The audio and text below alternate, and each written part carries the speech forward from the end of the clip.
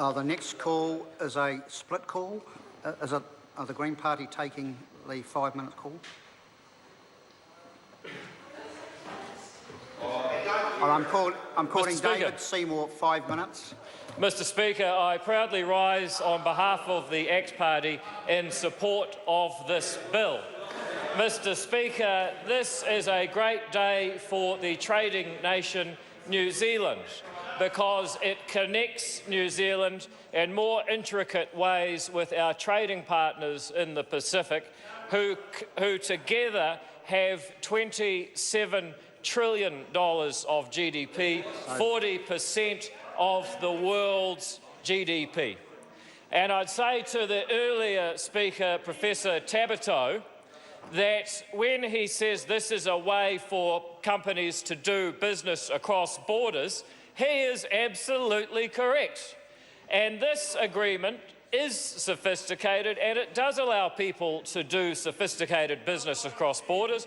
It is about supply chains. For instance, Mr. Speaker, this is about a company like Icebreaker that grows wool in Otago, that has it manufactured into clothing in Asia, that was designed by talented designers here in Wellington and that you can then find in the stores of North America.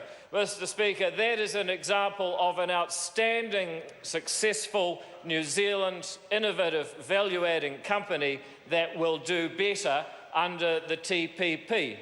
Mr. Speaker, it is interesting, given the amount of controversy that we heard about in the lead-up to the signing of the TPP, how mundane the provisions in this bill turn out to be.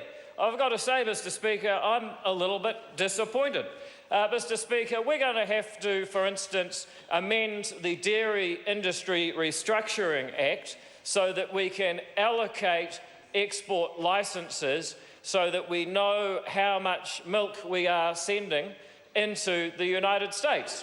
Now, I would prefer that the Americans got rid of all of their barriers, but the fact is they have lowered their barriers and they have allowed some products from New Zealand into their country. And so we're going to have to make a technical amendment in order to allow that to be administrated from within New Zealand.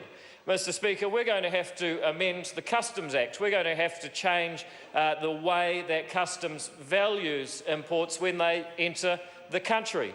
This is not exactly the end of New Zealand's sovereignty, as we had heard ad infinitum from the opposition leading into the signing of the TPP.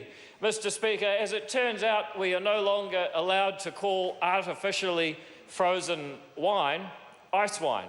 The Canadians appear to have had a bit of a French moment, as the French people did with champagne, and they will not allow us to call wine made from grapes that was not frozen on the vine ice wine. Mr. Speaker, that is a concession, and I think that is actually a shame for the very innovative and very brilliant New Zealand ice wine industry. But, Mr. Speaker, there is give and take in trade wherever you do it across the world. Mr. Speaker, you might pause to reflect on what the debate over the TPP has said about New Zealand, because there's people on the other side of the House who go on and on about Mr. Trump in the United States and how they would never, ever, I mean, the guy from New Zealand First who spoke a moment ago, I think he thought he was in the US presidential election. And the people on the left generally say, we would never become anything like Mr. Trump. But, Mr. Speaker, we have a Trump movement here in New Zealand, and it consists of an opposition that whenever anything happens remotely connected to global commerce, with foreigners involved, and especially with wealthy people involved, they do their bananas. They did it on the TPP, they did it on foreign buyers of housing, and most recently, they've done it on the Panama Papers.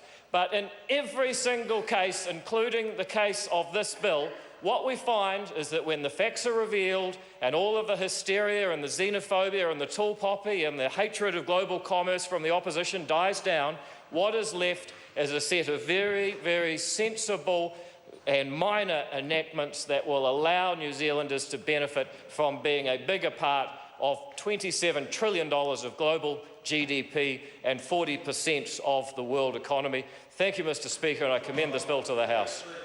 Mr Speaker. I call Catherine Delahunty.